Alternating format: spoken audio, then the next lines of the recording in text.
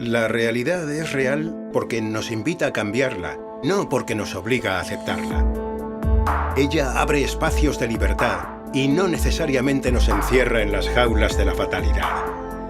La realidad es un desafío.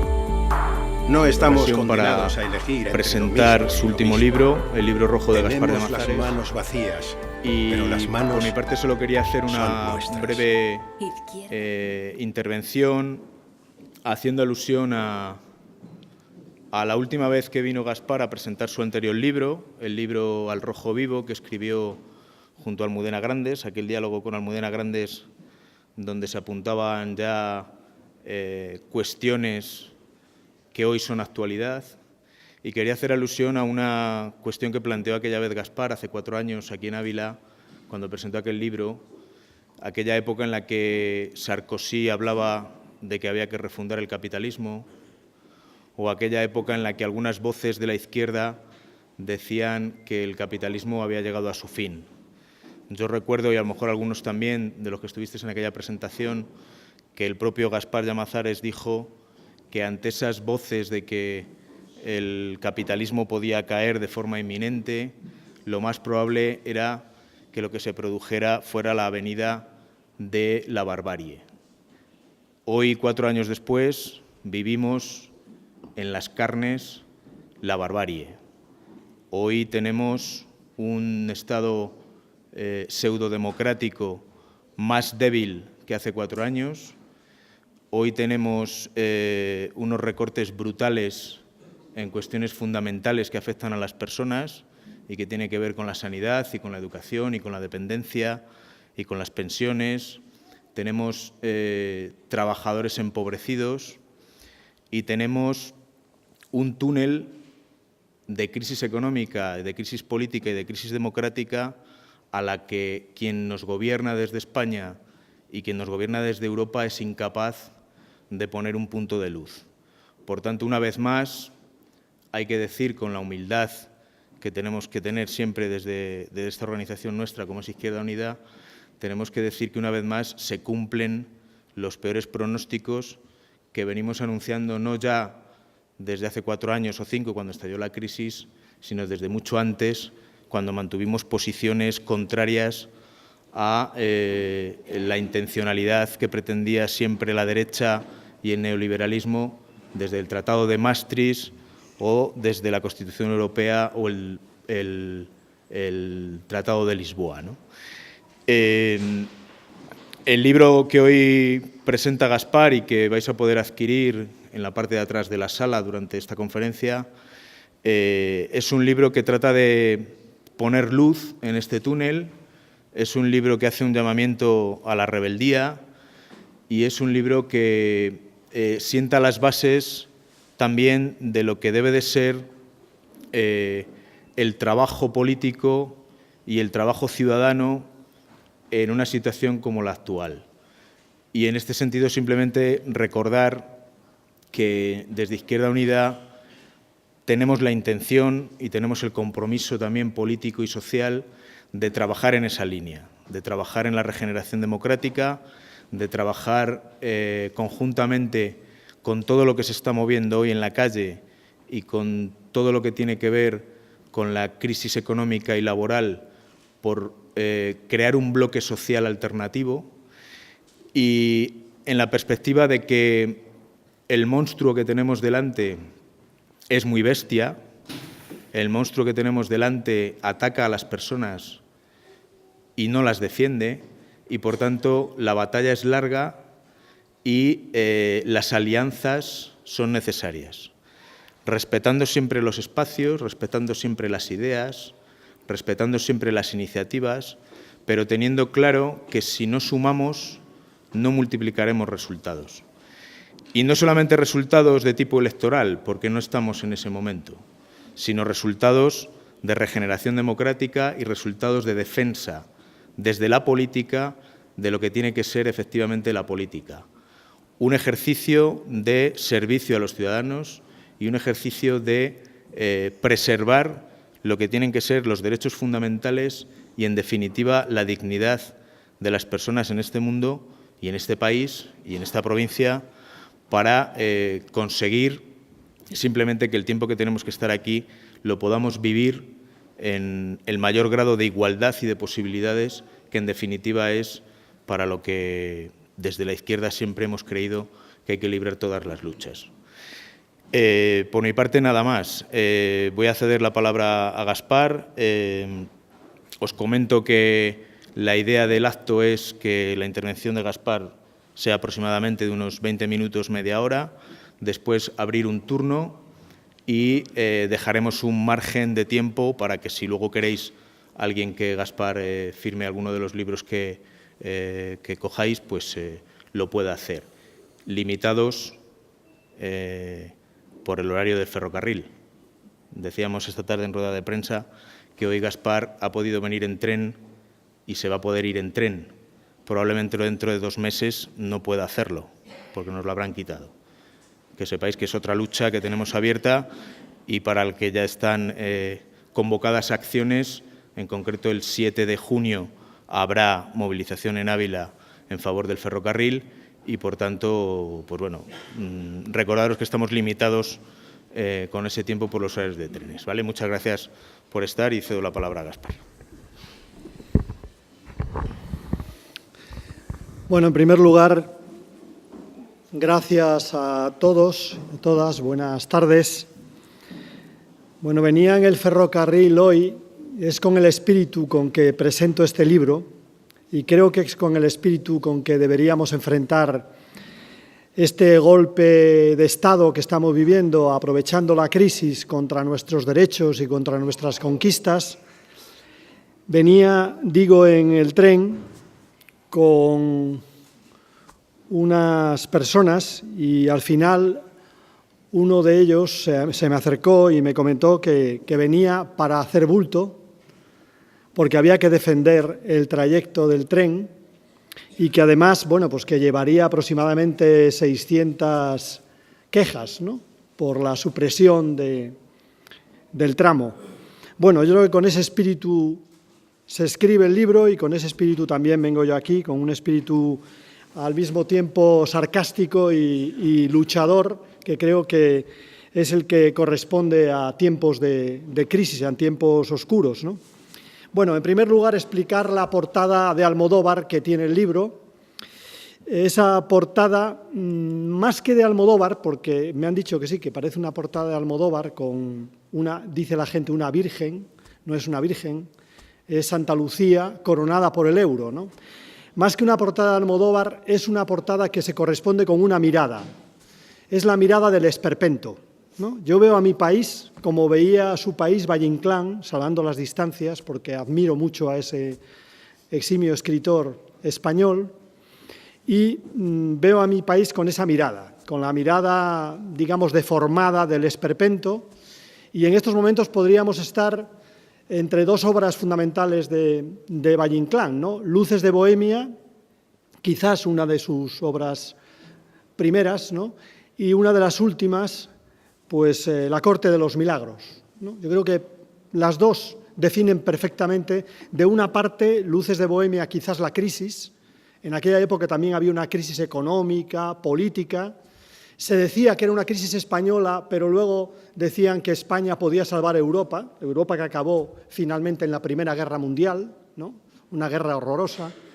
Y luego, por otro lado, pues digamos que lo relativo a la Casa Real, pues también es bastante significativo y representaría, yo creo que bien, nuestra crisis, sería una forma actual de ver también nuestra crisis política e institucional, ¿no? Por eso, digamos, la portada no es tanto una referencia a Almodóvar como es una mirada de esperpento sobre la sociedad española de hoy y una mirada que está protagonizada fundamentalmente, por un lado, por esa, bueno, pues, actitud de los gobernantes que se tiene con Santa Lucía, ¿no?, de a ver si tenemos suerte y encontramos lo que hemos perdido, ¿no?, que sería la actitud de Rajoy en la rueda de prensa posterior a la encuesta de población activa, donde aparecían, como si hubieran aparecido por milagro, 6.200.000 parados, ¿no? Y luego, por otro lado, bueno, pues esa corona de euro, que no significa otra cosa que uno de yo creo que elementos de la pérdida de identidad europea más importante de los últimos tiempos, ¿no? Donde el euro se convierte en un argumento para destruir el alma y el corazón de Europa, ¿no? El euro sería el argumento para acabar con el Estado social europeo, que era realmente pues, nuestra identidad conquistada durante muchos años, y también con la sociedad democrática europea, la de los Estados miembros, e incluso la pequeña sociedad democrática que hemos podido conseguir a nivel de la propia Europa, en el Parlamento Europeo, etcétera, ¿no? Decía Max Estrella, en Luces de Bohemia, que había 3 formas de mirar la realidad. Decía que había una forma de mirar la realidad desde abajo y era la de las novelas heroicas, ¿no? El escritor se ponía prácticamente arrodillado ante el héroe. Había otra forma de mirarla que no era la suya, que es la novela realista, ¿no? Que era mirar la realidad de frente. Decía Valle-Inclán, en este caso Max Estrella, ¿no? Que a veces impedía ver la realidad, porque había, digamos, una fila más cercana, que era la que no te dejaba ver el trasfondo, ¿no? Y él decía que optaba por ver la realidad desde arriba, para ver los hilos que manejan la tramoya. Bueno, pues en este caso, digamos, este libro pretende ver los hilos que manejan la tramoya. Y en el libro hago algunas afirmaciones polémicas. Digo porque es un libro, un dirigente político no... Yo creo que ningún ciudadano en general piensa en soledad, ¿no? Sino que piensa con otros y con otras, y en este libro están pensamientos propios y pensamientos robados, ¿no? En buena medida, y que me disculpen aquellos que se consideren autores de los pensamientos. Si no lo han dicho, digamos, si no lo han escrito explícitamente, no lo pondré entrecomillado, sino que lo cogeré sin más, ¿no? Y no es tampoco un libro apócrifo, como diría el señor Rajoy y la señora Cospedal con respecto a la contabilidad del Partido Popular. Pero bueno, ese libro, con respecto a la realidad de nuestro país, hacemos una primera afirmación que es polémica y que en buena parte luego tiene que ver con las salidas a la crisis, ¿no? La primera afirmación es que la crisis no es económica. Y la gente, ¿por qué dice? ¿Está loco? No, la crisis es fundamentalmente una crisis política. Y no es la crisis del neoliberalismo, es el liberalismo que es la crisis. El neoliberalismo es la crisis propiamente dicha, ¿no? Y ahí damos algunos argumentos, yo daré alguno muy concreto. La crisis, es verdad, para la gente es, como además el pensamiento económico se ha hecho con el pensamiento, es una crisis económica. Y decir que ni siquiera esa crisis económica, digamos, es la que estamos viviendo en estos momentos de forma más dura, ¿no? Quizás en estos momentos, más que los efectos de la primera crisis financiera, la que comienza en los Estados Unidos con las hipotecas subprime, ¿no? Quizás en estos momentos no estemos viviendo eso. Lo que estamos viviendo en estos momentos es la consecuencia de la política de austeridad, la consecuencia de la política de recortes de los gobiernos europeos y fundamentalmente de nuestro gobierno junto con el gobierno alemán. Esa es la verdadera crisis que estamos viviendo en estos momentos, porque si inicialmente la burbuja especulativa provocó el estallido económico en el tejido productivo y la desaparición de muchos empleos vinculados fundamentalmente a la construcción, sin embargo, la política de austeridad ha convertido una burbuja o el estallido de una burbuja en una verdadera explosión que se ha extendido al conjunto de la economía y que se ha extendido a la política social o a la situación social del país y yo diría que a la propia moral del país. En estos momentos vivimos, como diría José Luis San Pedro, una crisis que no es solamente económica, que es política, que es cultural, que es moral, lo que él denominaba la crisis de civilización. Esa es la que vivimos quizás en estos momentos y no se exprese únicamente o se explique únicamente por la crisis económica, sino básicamente por la crisis política. Me gustaría destacar de la crisis política 2 cosas. En primer lugar, el origen de la crisis que vivimos es el mismo origen de la crisis especulativa de los años 20 del siglo pasado. Yo diría que el origen es el mismo de la crisis de las también .com, es también el origen de la crisis que se produjo en los años 70, que fue la denominada crisis del petróleo. Y alguien puede preguntar, bueno, pero ¿cuál es ese origen? Bueno, pues la especulación, la transformación de la economía productiva en especulativa. Bueno, esa es una parte, pero el origen, el trasfondo es la desigualdad. Hay varios economistas que han hecho un estudio retrospectivo y también prospectivo de pasado y de futuro sobre estas crisis económicas. Y siempre estas crisis económicas coinciden con el momento de mayor desigualdad entre los ciudadanos. En los años 20 había un momento de enorme desigualdad en el mundo, en Estados Unidos, en Europa, y ahora hay también un momento de enorme desigualdad. Incluso se podría decir que la desigualdad no para, ¿no? Y que en España, a lo largo de los 5 años de crisis, ha aumentado todavía más la desigualdad. Ya éramos uno de los países más desiguales de Europa, donde los ricos eran más ricos y los pobres más pobres, y esa situación se ha empeorado a lo largo de estos años de crisis económica, ¿no? ¿Cuál es el efecto de la desigualdad? Pues la desigualdad da lugar a, por una parte, que un sector de la sociedad, lo que denominan en Wall Street el 1% de la plutocracia, el 1% de los que poseen el poder económico, se embarcan en inversiones muy especulativas, en inversiones que pretenden obtener alta rentabilidad a corto plazo, y por otra parte la inmensa mayoría de los ciudadanos que se queda retrasada con respecto al poder adquisitivo se endeuda.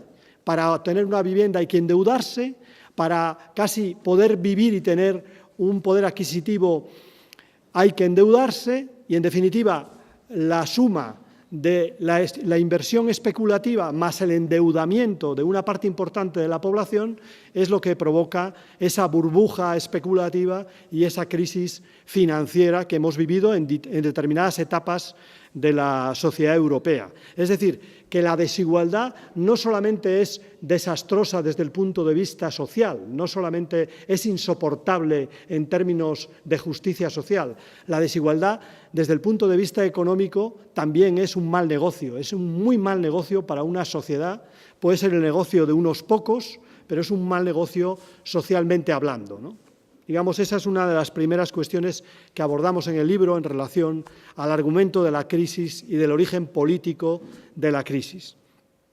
Un segundo argumento podría ser el que tiene que ver, bueno, pues con la construcción europea, ¿no? Que está muy de moda y que de alguna forma lo hemos visto en la última reunión del Consejo Europeo, que por enésima vez hablan de la lucha contra los paraísos fiscales, de la lucha contra el fraude fiscal. Llevamos años, desde el inicio de la crisis, anunciando la lucha contra los paraísos fiscales. Lo que hemos hecho, lo único que se ha hecho hasta ahora, es transformar los paraísos fiscales que estaban en la lista negra a una lista gris.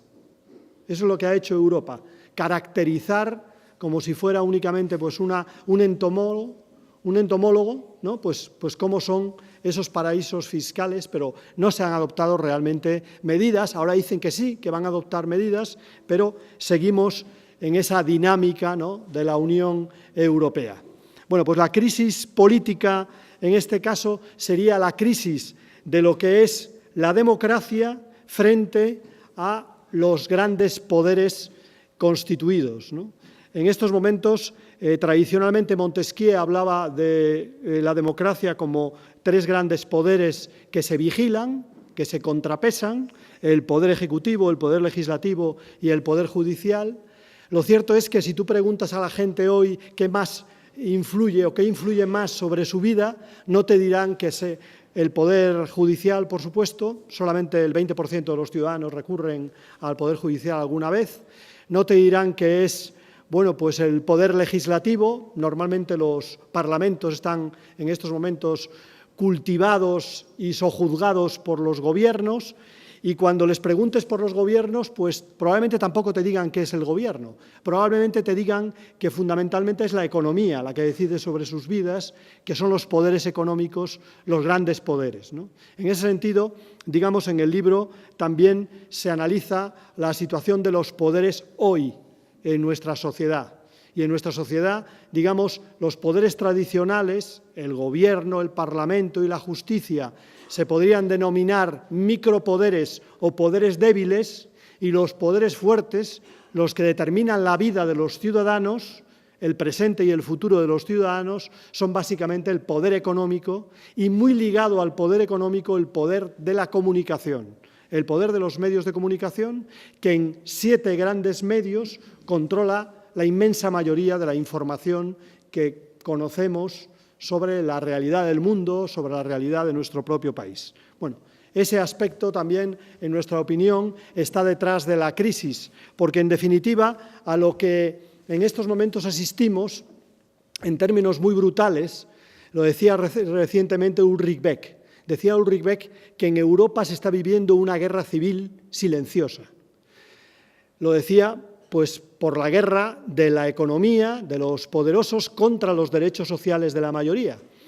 Yo diría mejor, y es lo que aparece en el libro, quizás entonces todavía era muy pronto, era hace un año, que estamos viviendo un golpe de los especuladores, de los mercados, contra la democracia. Un golpe contra la democracia, contra, por supuesto, los derechos sociales conquistados en democracia, la reforma o contrarreforma laboral, o contrarreforma sanitaria, la contrarreforma educativa, todo esto que va desmantelando los derechos sociales de los ciudadanos, que son lo que se denomina estado del bienestar y en nuestro país estado del medioestar, porque nunca hemos logrado estar bien, ahora vamos camino de estar mal, desde el medioestar hacia el malestar. Y luego, por otra parte, pues también un asalto a la democracia, un golpe contra la democracia. En estos momentos, ya no solamente en el gobierno del PP, llevamos prácticamente desde el inicio de la crisis que todas las medidas que se adoptan son decretos ley, es decir, medidas urgentes que podemos denominar de o lo tomas o lo dejas, medidas que se le imponen al Parlamento y medidas que se les imponen a los ciudadanos, de tal manera que muy unido al fin del Estado social, muy unido al desmantelamiento del Estado social, avanza un Estado autoritario, lo que llamarían los expertos en derecho, bueno, pues ese estado de excepción, ¿no? Cuando Angaben decía, cuando la excepción se convierte en norma, hay un estado de excepción permanente, bueno, pues ese estado de excepción avanza un estado de excepción que es la deriva de un Estado social hacia un Estado penal. Es decir, se reconoce que el desmantelamiento del Estado social va a dar lugar a conflicto, va a dar lugar a confrontación y como alternativa al conflicto, pues lo que se propone el Estado, lo que se propone la Unión Europea es endurecer la reacción penal y la reacción policial, es decir, controlar y castigar, en este caso, en términos también de alguna referencia histórica también de la izquierda, ¿no? Controlar y castigar es la opción que se toma en el contexto de la crisis.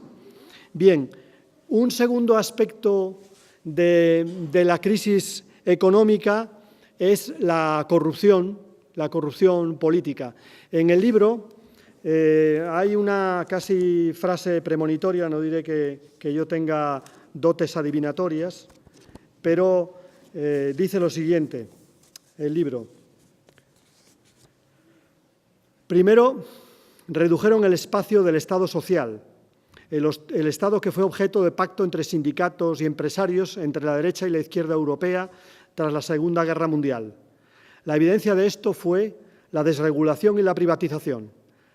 La economía se ha hecho con el modelo social europeo. Más tarde, la economía está a punto de hacerse con el modelo democrático europeo, a punto de entrar directamente en el poder político, subordinando el poder político a sus dictados. En este sentido, si la privatización fue el caballo de Troya frente al modelo social europeo, podemos decir que la corrupción es el caballo de Troya frente al modelo liberal democrático de Europa. Bueno, la corrupción, que está muy presente en estos momentos en la vida política y económica española, hay que decir que no es un rasgo antropológico de los españoles, como nos permiten o nos pretenden hacer creer. No es que haya revivido Rinconete y Cortadillo, no es cierto.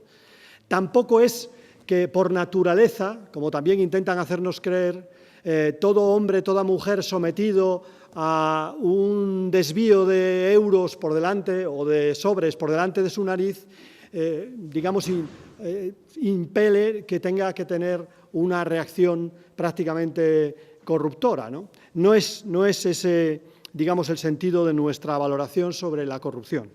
La corrupción tiene un origen y ese origen creo que está bastante claro y en el libro tratamos también de abordar ese problema de la corrupción política. Sobre todo, una corrupción política que surge de una corrupción de la economía. En estos momentos, en esa economía que hablábamos antes de la desigualdad, en esa economía de la desigualdad financiera, de la especulación, ya es prácticamente imposible distinguir la economía blanca de la economía. Ya en los bancos es prácticamente imposible saber si un dinero proviene de un negocio lícito o de un negocio ilegal. En estos momentos la economía de casino es como una lavadora. Gran parte del dinero negro se lava en la economía de casino y lo que era negro ahora es blanco, lo que era irregular ahora es regular. Por tanto, digamos, con una economía amoral de esas características, no es extraño que se haya producido una corrupción del conjunto del sistema. Y en estos momentos, si vemos las encuestas en Europa, casi todos los países europeos hay la convicción de que son corruptos, es lo que piensan los ciudadanos.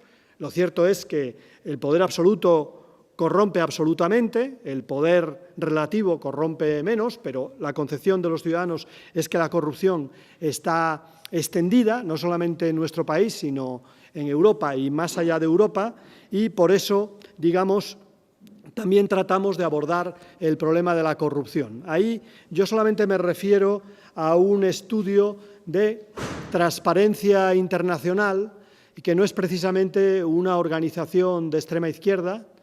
Bueno, parece que en estos momentos el presidente es Garrigues Walker, ¿no? No creo que sea precisamente de izquierdas. ¿Qué dice Transparencia Internacional? ¿Cuáles son los países más corruptos del mundo?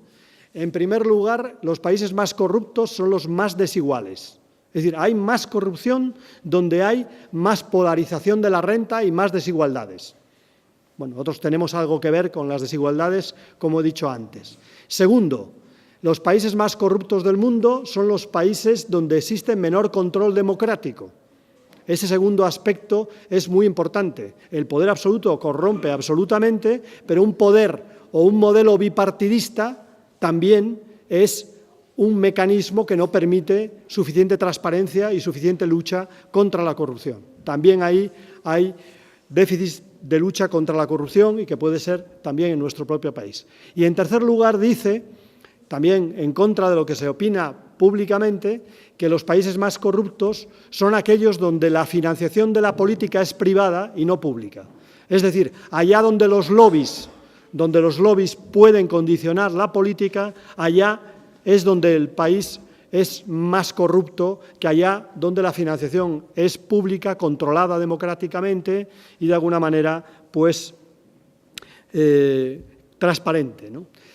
Bueno, eso creo que no hace falta explicarlo, no voy a detenerme mucho en ello porque hoy mismo sabemos cómo el Partido Popular era más que un partido político, como el Barça o el Real Madrid son más que un club, el Partido Popular era más que un partido y realmente era un consorcio al margen de la ley, un consorcio económico al margen de la ley, ¿no?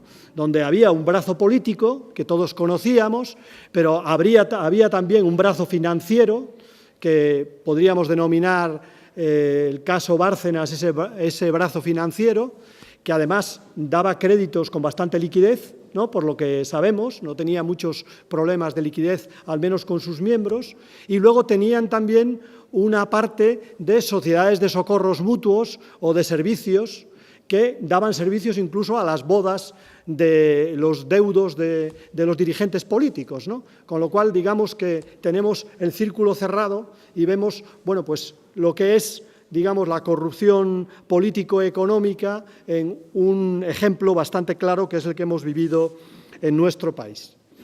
Bueno, para terminar, el libro plantea dos cuestiones con las que me gustaría acabar.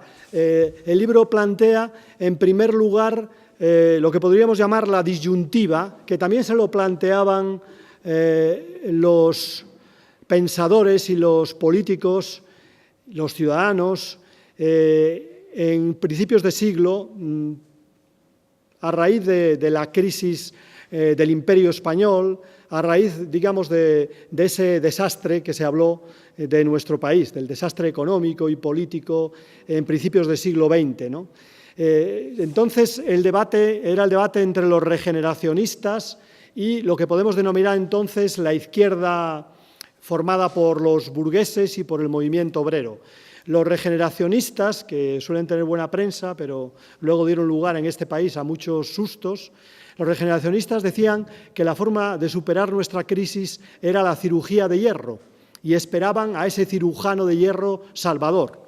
Bueno, los regeneracionistas tuvieron satisfacción a su espera. Tuvimos un primer cirujano de hierro en la dictadura de Primo de Rivera y un segundo gran cirujano de hierro con Franco durante 40 años que, en vez de hacer esa cirugía de las partes corruptas, lo que hizo fue instalar la corrupción en el centro o en el corazón del sistema político, que era un sistema esencialmente corrupto en todos los términos, incluso en el término cultural, moral y de todo tipo, ¿no? Pero había otra posición, que era la posición de lo que podemos denominar la izquierda burguesa y la izquierda obrera, que proponía una salida a la crisis mediante una alianza política, mediante una alianza de aquellos que estaban por un cambio en el país, que no era solamente un cambio económico al servicio de la mayoría, sino que además contraía una propuesta también de carácter cultural, educativo, etcétera, bueno, que no voy a extenderme en ella, que es la propuesta que se intentó desarrollar durante la Segunda República, sobre todo durante la primera parte de la Segunda República, porque la segunda parte es una república en guerra tratando de defenderse del fascismo, ¿no? Pero yo creo que esa política que defendían entonces Azaña y otros, esa política que podemos denominar una política de alianzas para el cambio, alianzas para la transformación social y política, es la que venimos a plantear en el libro. Y, en segundo lugar, esa transformación no es únicamente una transformación de la política del país, ¿no?, porque exista una alternativa, a pesar de que la señora Aguirre diga que no hay alternativa salvo la de José María Aznar. No. Hay una alternativa, pero también esa alternativa requiere de una transformación de la propia política, de un cambio de la propia política. En el libro lo que se viene a plantear, o que vengo a plantear, es que estamos agotando el impulso que produjo la transformación democrática de este país y las constantes que desde entonces nos han presidido, las constantes de la transición. Está agotado ese impulso político, está agotado el modelo político de la transición y está agotado también el modelo político tradicional de la izquierda, ¿no? No hay más que ver la previsión de resultados electorales, no hay más que ver pues, la opinión pública, lo que piensa en estos momentos de la política y lo que piensa de la izquierda, para darse cuenta de que además de hacer una propuesta de salida a la crisis, hay que hacer también una propuesta de cambio de la propia izquierda. Y ahí hay quien siempre piensa que para superar esta situación hay que volver al esquema bipartidista. Yo creo que ese esquema está cada vez más debilitado y cada vez más agotado. Es decir, ese esquema de que ahora el Partido Popular está en desplome, lo que hay que organizar es la unidad para que el Partido Popular sea sucedido, ¿no?, por un partido socialista mayoritario en el gobierno, yo creo que eso también es un modelo agotado y lo que nosotros proponemos, ¿no?, es la construcción de un frente amplio, de un bloque social que permita realmente no solamente un cambio de nombres, sino un cambio de políticas. Un cambio de políticas de verdad. Permita, bueno, pues un cambio de la política fiscal que nos permita reactivar la economía, mantener e incrementar el empleo, que nos permita desarrollar el estado del bienestar o de medioestar que tenemos, que nos permita también pues, desarrollar y ampliar las libertades frente a esta actitud penal que vemos en los últimos tiempos, ¿no? Y eso requiere no solamente una alianza política, sino una alianza social. Es decir, en esa alianza política o en esa alianza o en esa propuesta de futuro tiene que haber, por supuesto, fuerzas políticas. Yo no creo en el ave fénix, no creo que de las cenizas surja nada, y tengo la experiencia de que eso es así, ¿no? Sino que creo que hay que arar con viejos bueyes, pero que además hay que transformar la tierra y transformar las formas de cultivar la tierra, ¿no? Y en ese sentido hay que incorporar necesariamente personas y organizaciones civiles para revitalizar la política y para cambiar las formas políticas que nos han presidido y con las que hemos funcionado durante más de 35 años de democracia, pero que hoy están claramente en crisis. Ese es el planteamiento que hacemos o que hago en el libro, y yo quería terminar con una frase que representa esto último, ¿no? Digo en el libro que necesitamos articular mecanismos unitarios de lo que no existe, pero eso, siendo necesario, no es suficiente. Debemos construir coincidencias desde una identidad plural, desde el mestizaje político, también desde la amabilidad, compartiendo metas y no marcas, compartiendo objetivos y no compitiendo entre nosotros por conseguir unos objetivos. Bueno, ese es el planteamiento que hay también en el libro y, como digo, es un libro que tiene una mirada de esperpento sobre la sociedad española. Decían que el esperpento era la realidad que pasaba por el callejón del gato, donde había espejos cóncavos y convexos que deformaban la realidad. Bueno, la propuesta lo que pretende es devolverle la realidad a los ciudadanos. De eso se trata en el libro, de devolver la realidad para que sean los ciudadanos los que hagan su propia obra de cambio de la vida política y de la vida social del país. Nada más, muchas gracias.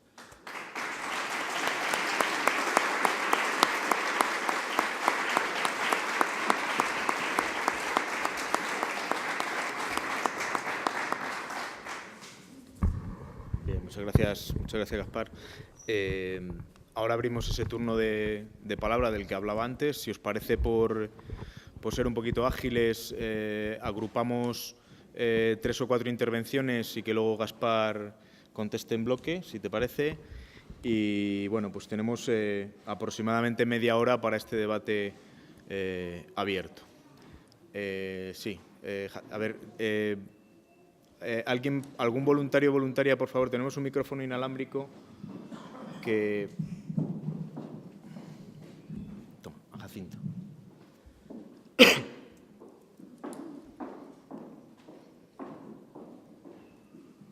Si levantáis otra vez la mano, perdona, Jacinto, un momentito. Sí. Sí.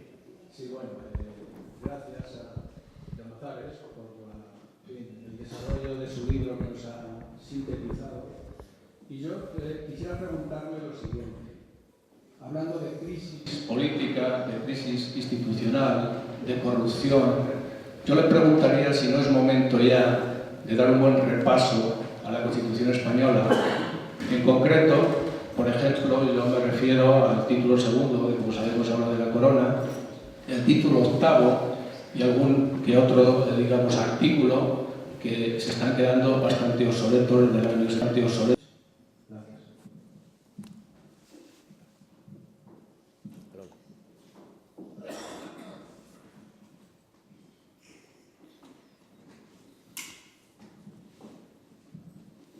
Bueno, yo creo que hace unos buenos planteamientos en su libro, que voy a leer. De momento solo tengo que nos ha regalado. Mi pregunta se enmarca un poco en esa última reflexión que hizo. Desde la tramoya, supongo que se verá también que el ciudadano a veces deja de hacer muchas cosas o se conforma. Ha habido unos movimientos ciudadanos totalmente justos que empezaron con mucha gente, porque las cosas están mal y todo el mundo tenemos que reivindicar y que salir a la calle para decir que la gente que nos representa no es la adecuada. Pero luego eso se fue diluyendo.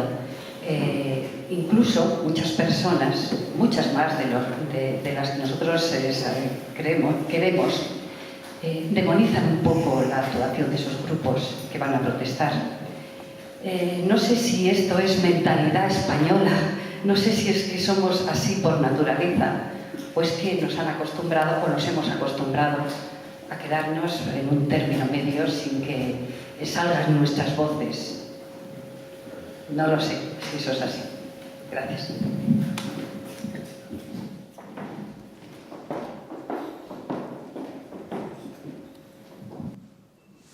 Buenas noches.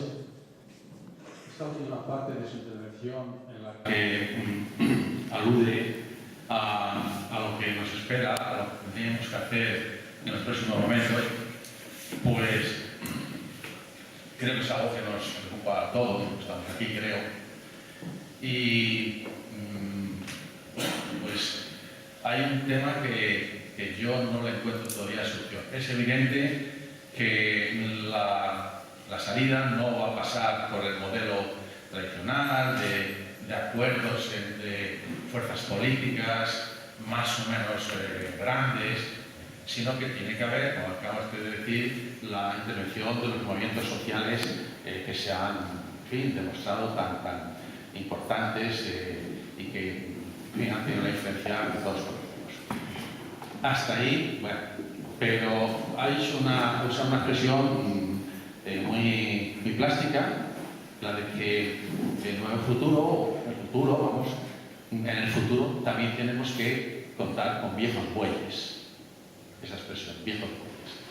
Evidentemente, entre esos bueyes viejos está aquí el amigo. No nos vamos a engañar. No muy viejo, pero viejo, frente a otros. Pero, ¿qué pasa con el PSOE?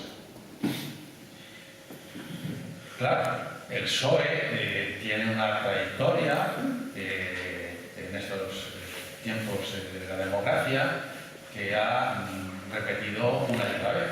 Y es que cuando está en la oposición tiene un discurso asumible desde el punto de vista progresista y cuando llega, pues se convierte en lo mismo que el PP con un pequeño toque más progresista en aspectos, podríamos decir, secundarios.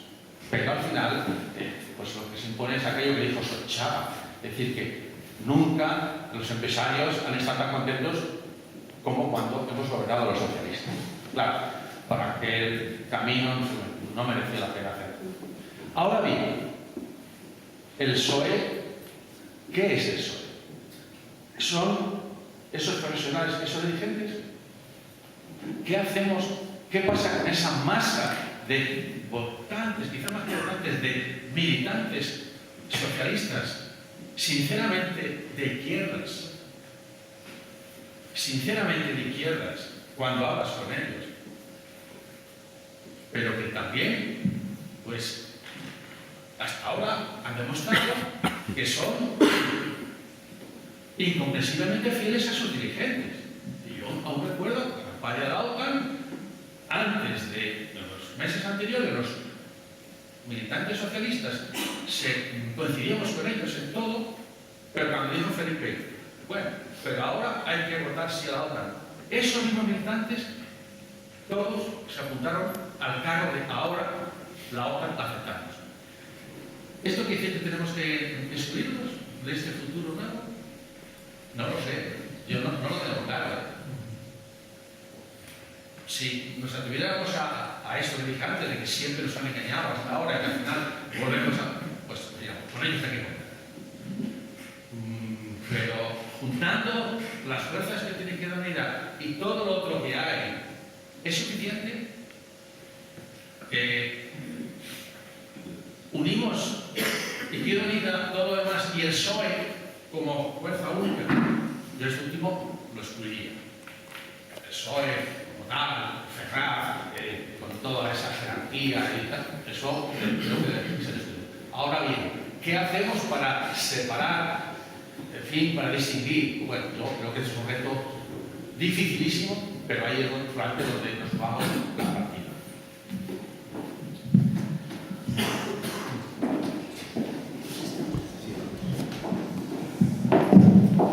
Bueno, casi es otro libro. Vamos a ver, en relación a la Constitución. Bueno, yo creo que el texto constitucional tiene, evidentemente, lo que podemos denominar una parte muy importante, parcialmente desarrollada, quizás la parte más progresiva de la Constitución, lo que tiene que ver con derechos sociales, derechos y libertades, desarrollo federalista del Estado. Creo que todo eso es importante en la Constitución española y quizá fue la razón fundamental y la aportación fundamental de la izquierda en la transformación de la dictadura a la democracia. Pero hay otra parte de pies forzados en la Constitución que nos han acompañado durante estos años, que se han visto o se han puesto en evidencia precisamente en el contexto de crisis. Ya lo fueron. Yo leí hace poco tiempo pues, algunos relatos y estudios de la crisis que vivimos en la última etapa del Partido Socialista, de la crisis del GAL, ¿no? De la crisis de la corrupción de entonces, ¿no? Y no eran muy diferentes las reflexiones de las que hacemos hoy. Es verdad que con menos intensidad, porque aquella crisis fue una crisis menor, tenía más componente político que económico, aunque era también económica, pero ya entonces se ponían en evidencia esas flaquezas de la Constitución que, bueno, pues continúan de alguna manera acompañándonos y continúan devaluando la democracia en nuestro país, ¿no? El pie forzado del carácter confesional del Estado. No somos un Estado aconfesional, ¿no es cierto? No es que no seamos laicos, es que no somos ni siquiera confesional. Y no hay más que ver las leyes educativas, no hay más que ver el flujo y reflujo de las leyes que tienen que ver algo con la moralidad, ¿no? Yo creo que eso, no hay una pluralidad moral en este país. Hay una moralidad mayoritaria que quiere imponerse al resto de los ciudadanos y que no renuncia a imponer su moral sectaria al resto de los ciudadanos. Y creo que eso es un pie forzado que tiene nuestra Constitución muy importante, al igual que hay otros pies forzados como el de la propia monarquía, que no es una cuestión menor, ¿no? Porque de lo que nos hemos dado cuenta, ¿de qué nos hemos dado cuenta ahora en esta segunda crisis? En la primera crisis no estaba en cuestión la monarquía. ¿Por qué ahora la monarquía está en crisis? Unos dirán, bueno, porque han metido las manos y se les ha visto, ¿no? Y no solamente es que haya venido un advenedizo del sector empresarial vasco que creía que todo el monte era orégano. No, es que lo que hizo fue llegar a un fondo de comercio suculento, que venía de atrás, ese fondo de comercio, ¿no? Pero más allá de la vinculación entre la jefatura del Estado o la Casa Real, o los adaliños de la Casa Real, con la situación de crisis política, de crisis de credibilidad y de corrupción, hay otra cuestión que yo creo que cada vez está más clara y se ha puesto más en evidencia. Cómo realmente la jefatura del Estado es la conexión entre la vieja oligarquía franquista y la vieja oligarquía que nos gobierna. Es decir, de alguna manera, digamos, la continuidad histórica la garantizaba, no solamente la vinculación entre la monarquía y el ejército, que es verdad, en una primera etapa de la transición democrática eso fue así hasta el golpe del 23 de febrero, sino que la continuidad histórica eran las familias que históricamente habían tenido el poder económico en el país durante el franquismo y las familias que continuaron teniendo el poder económico durante la democracia o que siguen teniendo el poder económico durante la democracia. Y en ese sentido, la impugnación del papel de la Casa Real corre pareja a la impugnación de esas clases sociales o de esa plutocracia que es la que ha provocado la crisis y la que quiere ahora salir con más dinero de la crisis, ¿no? Esos bonus, esa situación del Banco de Santander, es una serie de elementos que creo que se han puesto en evidencia en los últimos tiempos. Por eso nos resulta descabellado plantear la reforma constitucional, sobre todo teniendo en cuenta además que no ha sido tan difícil, ¿no? Cuando han querido, han reformado la Constitución para imponer el corsé de la deuda por encima de las políticas sociales o de las políticas de recuperación económica. Lo han hecho en una semana, sin ningún tipo de problemas y sin negociar con nadie. Impuesto directamente en el Congreso en 15 días con el Partido Popular y el Partido Socialista. Yo creo que esa ha sido, digamos, una de las causas fundamentales de la pérdida de credibilidad de los dos partidos en estos momentos, ¿no? Es decir, ese juego que finalmente, después de mucho tiempo de decir que la Constitución era prácticamente las tablas de la ley y que eran intocables, pues en horas 24 modifican la Constitución a órdenes de los bancos centrales europeos, de MAFO, del Banco Central Europeo y de las finanzas centroeuropeas. Yo creo que eso ha sido un golpe a la Constitución o un autogolpe a la Constitución que en ese sentido plantea la necesidad y la posibilidad de reformar la Constitución. La necesidad y la posibilidad de reformarla, en este caso no a favor de las finanzas, sino a favor de los ciudadanos. Lo que pasa es que eso no es un ejercicio académico ni teórico, ¿no? Todos tendríamos en la cabeza qué cosas deberían mantenerse y qué cosas deberían cambiar. Ese es un ejercicio político y para eso hay que tener fuerza, ¿no? Si en determinado momento histórico la izquierda tuvo que aceptar algo que se llamaba consenso, pero que no lo era, que era imposición de esa continuidad entre el poder franquista y el poder democrático, en estos momentos la izquierda también tiene que saber que para lograr reformar la Constitución tiene que tener una mayoría social y una mayoría política, y alianzas mayoritarias que hoy no tiene. Por tanto, es verdad que hay que ir a un proceso constituyente, pero eso no es una elaboración teórica, ese es un proceso político y ese proceso político necesita fuerza y mayoría social, ¿no? Y mayoría política. Paso a la segunda pregunta, que es la de la mayoría social, que es la del 15M. Y yo, en primer lugar, reivindico la fundamental del 15M, pero no solamente para España, sino para muchos países. El 15M es un punto de referencia, ¿no? Nosotros a veces, como no valoramos lo nuestro, no valoramos nuestras pensiones públicas, que son de las mejores de Europa, ¿no? No de las mejores en cuanto a cantidad, de las más sólidas, ¿no? Porque hay otros sistemas de pensiones mixtos o privados que están perdiendo dinero a expuertas en estos momentos. El nuestro no, el nuestro 5 años de crisis y mantenemos el fondo de reserva tan solo con una reducción del 10%. Por tanto, deberíamos valorarlo, en mi opinión.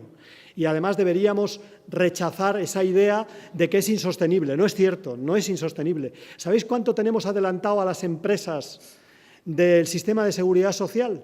30.000 millones de euros adelantado a las empresas que no pueden pagar para evitar la quiebra. Por tanto, digamos que el sistema de pensiones está sirviendo, por una parte, para pagar deuda de este país, deuda que la mayor parte está en deuda española, está en el fondo de reserva de las pensiones, y por otra parte está siendo adelantado, quizás sea en estos momentos el principal fondo de reactivación y de mantenimiento de empleo de España, el que están aportando las pensiones al sistema productivo. Por tanto, valoremos cosas que hacemos bien. Hacemos bien eso, hacemos bien nuestra sanidad es de las mejores de Europa.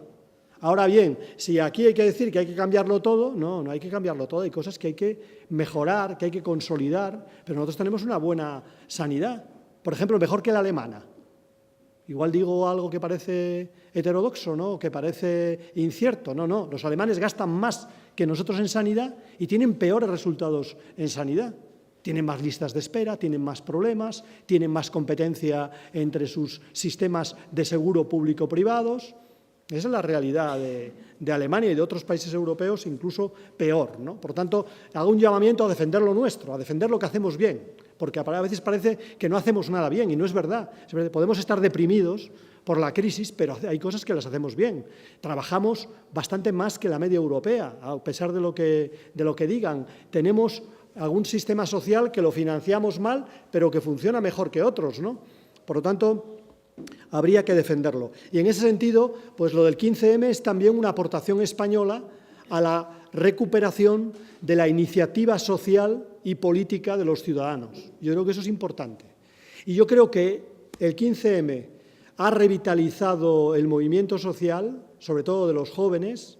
El 15M ha puesto encima de la mesa una agenda política que no existía, la agenda política que pone en primer plano a los bancos y a los responsables de la crisis, que pide cuentas, que pide responsabilidades, es el 15M. También ponen encima de la mesa los problemas de la política, los problemas del agotamiento de la política, de la corrupción política, ¿no? Yo creo que eso es muy importante y esa agenda política no es la agenda habitual, la que tenían, era la que, por ejemplo, proponía Izquierda Unida, pero éramos tan pequeños en el Parlamento, aunque hemos aumentado, que por mucho que propusiéramos esa agenda política, ellos no tenían esa agenda.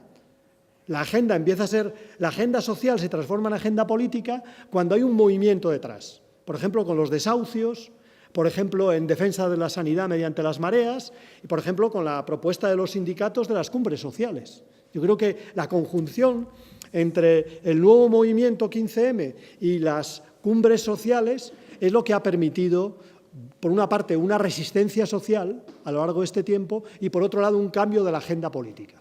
Y en ese sentido, quiero plantear que no es verdad que no sean útiles. Es decir, el discurso de siempre de la derecha y de los gobiernos es que la movilización no tiene resultados y que la movilización es un derecho menor con respecto al derecho político, al derecho de representación política, y es mentira. Es un derecho tan importante como el derecho político, tan importante en democracia. Y además, si yo veo alguna vez, no digo temblar, pero digo atender a los diputados del Partido Popular, no es con nuestras intervenciones más o menos felices. Les importan bastante poco. Nosotros allí lo que hacemos es patalear. No tenemos un parlamento, tenemos un patalento, más que nada, porque pataleamos todo lo que es posible. Pero ellos tienen la antena puesta a lo que pasa afuera. No es verdad que no les importe. Lo que pasa afuera es una hemorragia de credibilidad para el Partido Popular. El Partido Popular está en desplome en estos momentos y más en Madrid, sobre todo en Madrid, donde está perdiendo votos a expuertas hacia UPyD y hacia la abstención política, ¿no? Y, por ejemplo, la izquierda está aumentando mucho más Izquierda Unida que nadie en Madrid. Bueno, eso tiene que ver con la movilización social. Son efectos de la movilización social. Y diréis, largo me lo fiáis, hasta las elecciones estos pueden hacer de todo. Bueno, pero es que también las medidas del Gobierno quedan matizadas y reducidas con la movilización social. No querráis saber el primer decreto que tenía preparado el Gobierno sobre sanidad. Cuando llegó al Congreso le hizo 71 enmiendas técnicas. 71. Dejaba a los mayores de 26 años fuera de la sanidad pública, hacía verdaderas, a las mujeres divorciadas las dejaba fuera, a los hombres divorciados, es decir, era una barbaridad, una barbaridad. Ahora diremos, es una barbaridad en términos humanitarios, y lo es una barbaridad en términos humanitarios, pero es el 50% de lo que iba a ser. Y diría de eso lo mismo de educación o de otras materias. Por tanto, la lucha no solamente es útil, o la movilización no solamente es útil porque desangra al poder, en este caso al Partido Popular, sino porque consigue objetivos y defiende lo que tenemos, y no tendríamos en estos momentos la educación, la sanidad, los servicios sociales o las pensiones que tenemos si no hubiera habido una respuesta social. Lo mismo que si ellos van a nuevas reformas, también pues habrá que movilizarse. Cuando Rajoy plantea su desacuerdo con el contrato único alemán y con el contrato único que defiende el Banco Bilbao Vizcaya y demás, no es porque Rajoy no esté de acuerdo con el contrato único, es porque Rajoy sabe que va a tener una contestación y que ha tenido una contestación muy importante y que no está en condiciones de provocar una contestación general que una distintas mareas, marea blanca, verde, la marea negra, bueno, las respuestas sindicales. Eso para él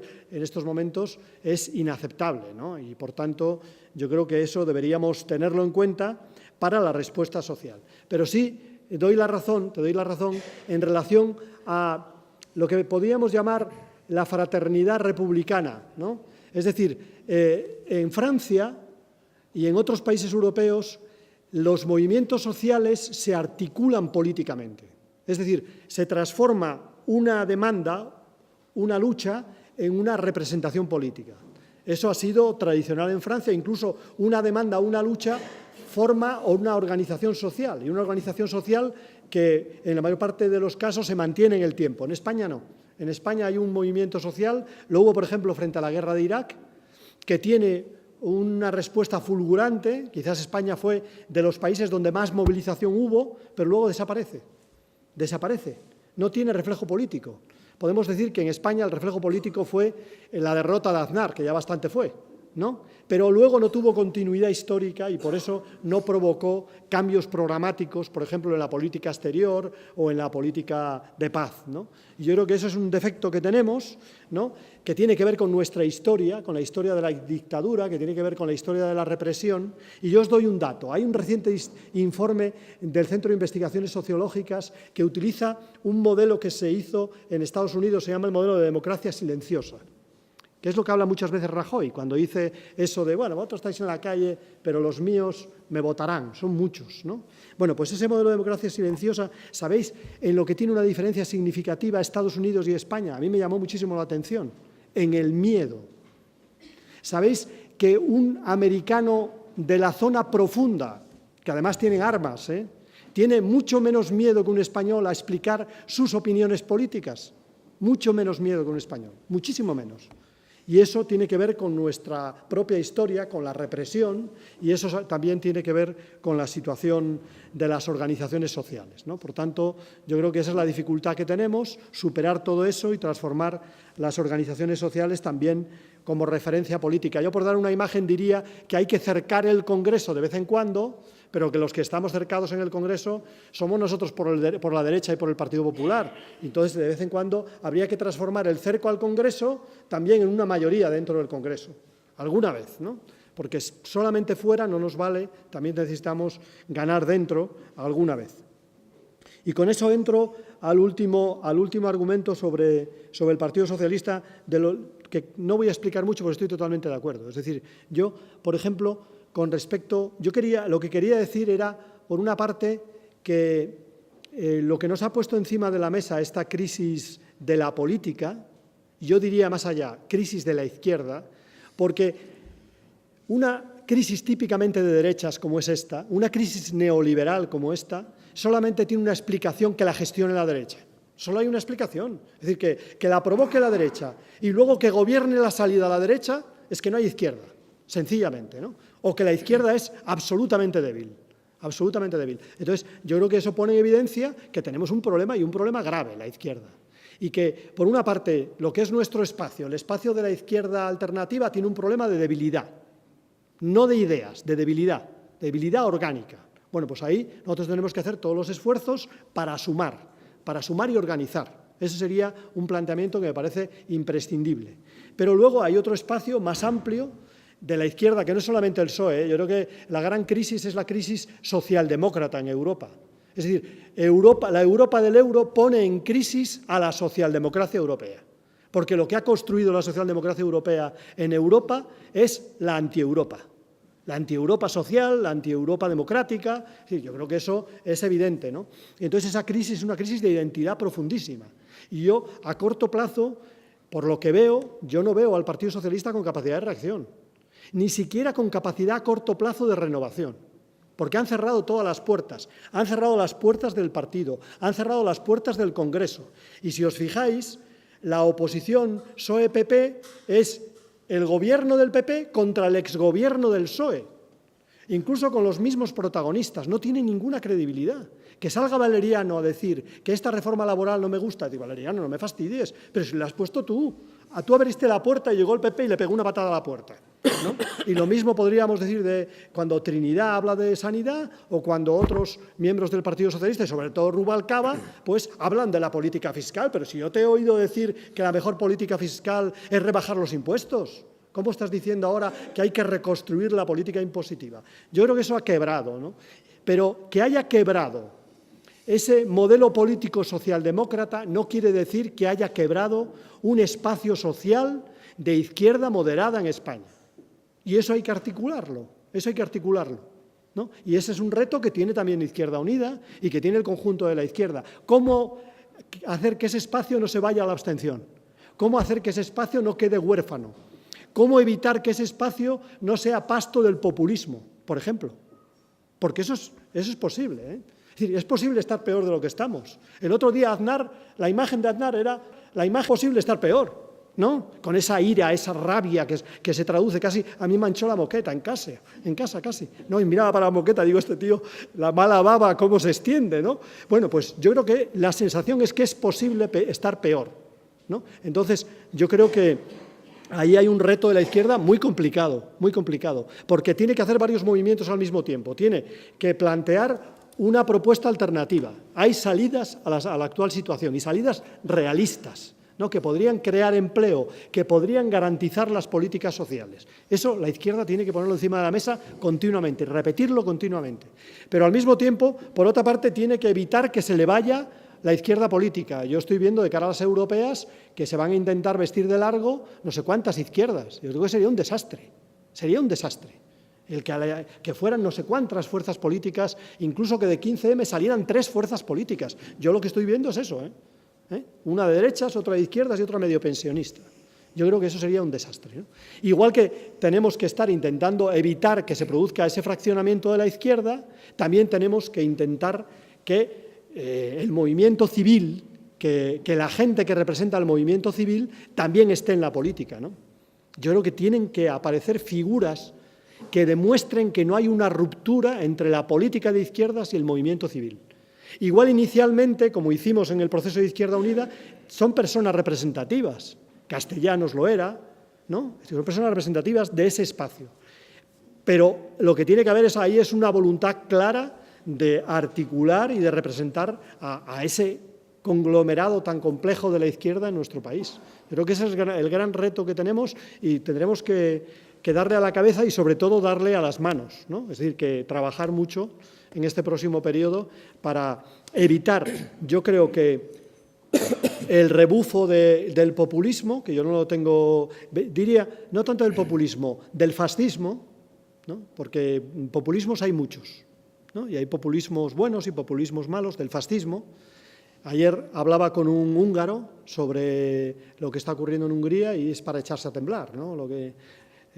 Digamos que ellos han conseguido mezclar el rechazo al euro, el rechazo a los bancos con el rechazo a los inmigrantes. Lo ha metido todo en una pota, ¿no? Y ese es el proyecto político del fascismo húngaro, ¿no? Y luego mucha xenofobia, mucho rechazo a los gitanos, a todo el que sea distinto. Yo creo que eso hay que intentar evitarlo por el bien del país, ¿no? Por el bien del país y por el bien de la izquierda, ¿no? Y creo que, por otra parte, lo que tenemos que garantizar es que hay un proceso de reconstrucción de la izquierda que además no podemos estar mucho tiempo esperando. Yo os hago una hipótesis. Si en las próximas elecciones europeas el resultado es que baja o se desploma, con toda seguridad, el Partido Popular, pero que los demás, en este caso el PSOE, bajan también, y que en nuestra izquierda nosotros subimos lo que queráis, pero aparecen otras izquierdas que se llevan un buen número de votos sin ningún escaño, ¿cuál es la deducción? Porque ahí lo importante es cuál es la deducción, por ejemplo, del poder económico y cuál es la deducción, el poder económico representarlo en Merkel, y cuál es la deducción de Rajoy. Tirar para adelante. Es decir, convertirse en un zombi, muerto viviente, pero viviente, hasta que aguante. ¿Y qué opinará el poder económico? Apoyo al zombi hasta muerte, hasta el final, ¿no? Entonces, yo creo que tenemos un reto muy importante porque tiene un significado muy, muy político y muy importante en las próximas elecciones europeas. Por eso digo que tenemos una gran tarea, pero que es una tarea que tiene tiempo muy, muy acotado, ¿no? Deberíamos ahí provocar un punto de inflexión en la vida política y mostrar que en España hay un rechazo a estas políticas de austeridad. En Portugal lo han hecho muy bien. Eso de que se lixe la troika, el mensaje tendría que ser que se joda la troika, ¿no? Ese es el mensaje de las elecciones europeas. No hay otro, no hay otro. No hay otro mensaje. Más complejo, no. No, un mensaje claro para que entiendan y para que la situación política en Europa y como consecuencia en España empiece a cambiar. Bien, vamos muy justos de tiempo.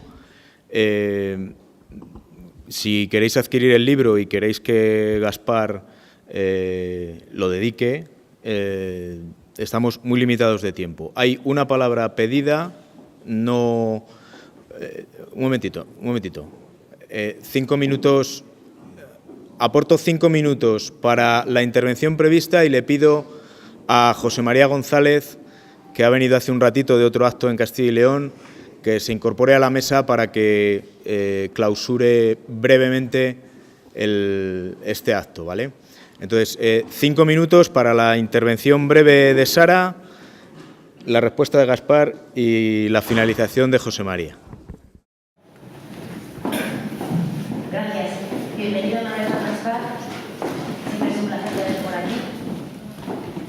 Y bueno, yo lo que quería decir es que, respecto a lo que decías también, a dar el voto útil, que siempre nos han dicho partido por partido y que nos han robado a muchos votantes convencidos de corazón y con la mano votada al PSOE, ¿no? Convencidos en Izquierda Unida con el corazón, pero con la mano votada al PSOE. Ahora el voto útil, más que nunca, es Izquierda Unida, ¿no? Las encuestas del CIS creo que nos otorgan unos resultados buenos, que hay mucho que analizar sobre ese tema. Lo primero, la abstención, que es muy importante en este país, y bueno, sobre todo, una abstención que viene de gente que si profundizamos, hablamos con ella, es gente de izquierdas, pero que no se ve reflejada quizá en Izquierda Unida. Es una lástima.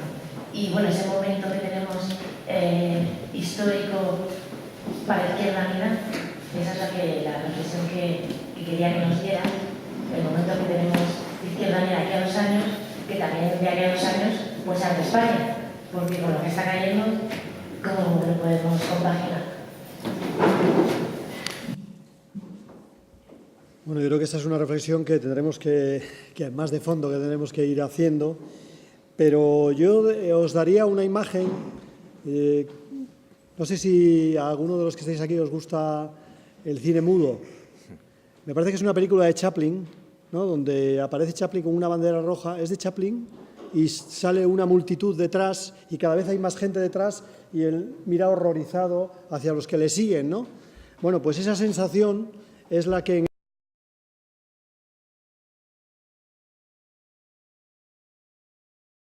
estos momentos, bueno, pues yo tengo con el caso de Izquierda Unida y de la izquierda que nosotros queremos representar, ¿no? Es la sensación de que tenemos mucha más responsabilidad de la que teníamos, mucho más apoyo del que teníamos, pero, por otra parte, yo creo que existen en estos momentos riesgos, ¿no? El riesgo es que buena parte de la pérdida de voto y del castigo del votante al bipartidismo, a los partidos mayoritarios, todavía se encuentra en la abstención y en el voto nulo, fundamentalmente en la abstención y en el voto nulo. Eso quiere decir que si en vez de ir con una bandera roja, alguno va con otra bandera, igual se lleva también una parte de la porción política y ocurre, como os decía, en relación a Hungría, ¿no? No me gustaría, no quiero ser agorero, pero para eso hay que hacer un trabajo político importante, ¿no? Por tanto, yo creo que Izquierda Unida tiene toda la legitimidad para, en estos momentos, tener seguridad, más seguridad que antes, porque de alguna forma es el fruto de su trabajo. Por tanto, bien está que tengamos seguridad, que no estemos siempre con las espaldas abiertas y frustrados, ¿no? Eso es importante, pero a continuación yo diría estar muy atentos y hacer un trabajo político inteligente, evitando el trazo grueso y tratando de, bueno, pues de que quien tiene la responsabilidad la asuma, ¿no? Porque si os fijáis, la derecha, en este caso el Partido Popular, está intentando algo que a mí me parece muy perverso. Lo hizo en la época en que era oposición, pero lo está haciendo ahora desde el Gobierno. En la época que era oposición al Partido Popular no le importaba ser antisistema. Yo recuerdo el Partido Popular, lo irresponsable que fue en relación al Estatuto de Cataluña, y así tenemos Cataluña, y hay que empezar a decir quién tuvo la culpa, porque aquí parece que todos somos responsables. No, aquí quien reventó el Estatuto fue el Partido Popular. Hizo una campaña en España contra Cataluña. Yo creo que eso hay que tenerlo en cuenta. Y también lo que hizo en relación al proceso de paz en Euskadi, que retrasó el proceso de paz. El Partido Popular, a través de sus resortes en la justicia, en el Tribunal Constitucional y demás, ¿no? Ahora, ¿qué está haciendo el Partido Popular? El Partido Popular, que se sabe herido y gravemente herido, está intentando manchar de sangre a todos. Es decir, ¿qué pasa cuando se produce un hecho que significa un reproche a la política? Pues son los políticos, son los parlamentarios, son los concejales. pero nunca es el responsable, nunca es el que ha tomado la decisión, nunca es el Partido Popular. Son las cajas de ahorros. No, perdona, yo tenía una caja de ahorros que estuvo bien gestionada y no ha entrado en la crisis. Y además había en ellas compañeros de los sindicatos y de los partidos que nunca metieron la mano y nunca condicionaron las decisiones. Y hay bancos donde sus gestores se han llenado los bolsillos y están repartiendo no beneficios, sino perjuicios a sus accionistas. O sea que ha habido de todo. Entonces, yo creo que lo que hay que evitar es que se extienda la culpa. Si se extiende la culpa, si la sensación es de miedo y de culpa, estamos perdidos, porque nadie tiene culpa. Si todos tenemos culpa, nadie la tiene. Con confesarse ya está solucionado el problema. Pero si alguien tiene la responsabilidad y tiene la culpa, yo creo que entonces tenemos posibilidad de corregir, tenemos posibilidad de juzgar y tenemos posibilidad de cambiar, ¿no? Eso es lo que intenta evitar en estos momentos el Partido Popular con esa política y, por tanto, yo creo que es muy importante ese trabajo que te decía antes, inteligente, de intentar evitar lo más fácil, que es que se produzca una reacción populista o de extrema derecha en el sistema político. El otro día, termino con ello, no me sigo enrollando, la rueda de prensa de Aznar es un llamamiento de emergencia precisamente a ese sector. Esa rueda de prensa no es una rueda de prensa que se le ocurre andar un día, darle una cuchillada a Rajoy. No, es que el Partido Popular y FAES tienen datos de que se le está yendo por ahí una manada, ¿no? Y que tienen que pararlo y que hay que agitar las banderas. Podríamos decir que unos agitan las banderas y otros esgrimen las tijeras, ¿no? Pero los dos son mutuamente necesarios, aunque parezcan opuestos. ¿Os acordáis de Gallardón y de Esperanza Aguirre? Le sirvió durante 2 décadas para seguir haciendo de su capa un sayo, O sea que también en este caso puede ser conflictivo, pero al mismo tiempo puede ser operativo. Y por tanto debemos estar muy atentos y en ese sentido la reflexión me parece muy oportuna.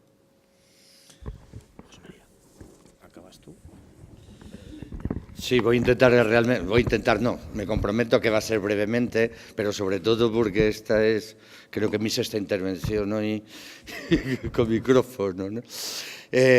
Mirad, yo no había podido, en primer lugar pido disculpas por no estar al inicio, pero como pues que la gente nos pide que quiere escucharnos y quiere estar con nosotros. Y han ido saliendo diferentes temas y, bueno, me he ido, en lugar de venir de Valladolid a Ávila, me he ido a Venta de Baños.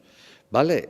Yo he salido hoy de Ávila a las 7 de la mañana y vuelvo ahora y no he parado ni un solo momento. He estado con 3 colectivos diferentes, además de 2 representaciones institucionales en las Cortes que me corresponde. ¿Por qué digo esto? Porque yo he cogido el libro que no había podido todavía y he empezado por atrás. Y me quedo con una expresión que yo creo que es muy buen final y colofón de lo que he ido escuchando a Gaspar decir aquí y de la situación actual, donde habla de la necesidad del mestizaje de los no antiguos ni viejos movimientos sociales y políticos existentes, sino aquellos ya que estaban establecidos y los nuevos movimientos sociales. Creo que es absolutamente necesario en estos momentos que estamos viviendo y me quedo con otra expresión que decía que hace falta la cabeza, la inteligencia y las manos para trabajar. La sociedad nos lo está pidiendo incluso aquí. Incluso en esta casa, tú jugabas en casa, a mí no me importaba que no estar acompañándote, jugabas en casa, que he estado en varias ocasiones y además es pues mi casa física, ¿no? La de Ávila. No me importaba no estar, me parecía más importante estar reunido con un grupo ecologista que me había pedido con urgencia hacer algo conjuntamente defendiendo la montaña palentina, con un grupo de trabajadores de Renfe de una localidad como Venta de Baños que quieren defender el ferrocarril. Y mi llamamiento, y con un grupo un colectivo ciudadano de Valladolid, de vecinos, y me parecía interesante. ¿Por qué? Porque se nos piden respuestas. Hace año y medio, no se dirigían a nosotros una parte importante de esos que hoy nos demandan y nos exigen estar. Yo a alguien el otro día le he dicho, digo, oye, yo quedo contigo a las 11 de la noche de un colectivo. Y dice, joder, que a esas horas, digo, vamos a ver, a mí me parece muy bien, pero lo que yo represento está en la calle permanentemente durante los últimos años, por no decir siglos, ¿no? Entonces ahora hay que dividirse y lo hacemos. hay que hacerlo con inteligencia. Yo no digo que yo lo haga con inteligencia, pero sí lo hago con voluntad y manos. Gaspar lo hace con inteligencia, voluntad y manos. Y nos lo piden, porque fijaros, con todo lo que está cayendo, con las mareas que hay en la calle, con las plataformas que se están generando, tenemos que seguir llamando, que yo sé lo que he llamado a cada colectivo, a generar plataformas. Y no hay que buscar discrepancias ni sindicales, ni políticas, ni sociales en la defensa de un derecho. Sea el derecho a la salud, sea el derecho a la educación, sea el derecho a un servicio público como es el de transporte. Porque si no somos capaces de unirnos en defensa de lo que es nuestro, otros van a tomar decisiones porque las están tomando permanentemente. Hoy es un día, y yo les ponía un ejemplo. ¿Vosotros creéis que ellos están dispuestos a que, porque salgamos ante los medios de comunicación juntos, criticándole, no van a seguir? Hombre, un día como hoy, que con lo que ha caído toman la decisión, el Consejo Nuclear, de prorrogar Garoña un año, es casi una provocación. Se cargan el ferrocarril, amplían Garoña, se cargan el derecho a la educación pública, segregan la educación, se cargan el derecho a la salud y un permanente. ¿Por qué? Porque ellos están muy seguros porque tienen la sartén por el mango. Pues tenemos que acabar con su seguridad. Y acabar con su seguridad es organizarnos. Organizarnos significa los movimientos nuevos juntos con aquellos que llevamos tiempo trabajando, porque el modelo de sociedad que nos quieren imponer para dentro de 20 años lo siembran ahora. Y o lo hacemos o difícil. Y pongo un último ejemplo de hoy. En una reunión institucional, ley de estímulo empresarial. En una parte, el PP y el PSOE, nosotros presentamos enmiendas. ¿Dónde está la discrepancia? La mayor discrepancia. No en que no pongan dinero, en que quieren introducir al empresariado en la enseñanza primaria. La defensa del empresariado. Entonces yo les decía, claro, la LOMCE, la religión. Con la religión, la resignación. Y con la ley de estímulo empresarial, a mentalizar con 7 años que o eres empresario que acumulas dinero o eres un puto trabajador que te resignas y te aguantas con lo que te haga el empresario. Y me dicen, eso es pura ideología. Y hostias, es lo que estáis haciendo, porque estáis sembrando para dentro de 20 años. Imaginaros 2 generaciones que pasan por la escuela y escuchan ese discurso. Dentro de 25 años, ¿qué pasa aquí? Entonces, finalizo agradeciéndoos que estar aquí, pidiéndoos disculpas por llegar tarde y animándoos a que, además de leer el libro de Gaspar, reflexionéis sobre lo que ha dicho y lo que escribe. Y reflexionar significa acción, manos e inteligencia. Gracias.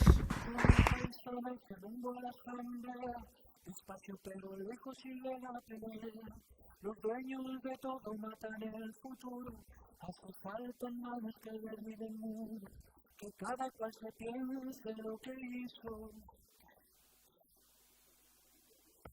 que cada cual se piense lo que hizo. Las calles y plazas rompen la hora, estallan los sueños y las esperanzas, fuera parsimonias que muera el calendario, digan lo que digan en el telediario, que cada cual se piense lo que hizo, que cada cual se piense lo que hizo.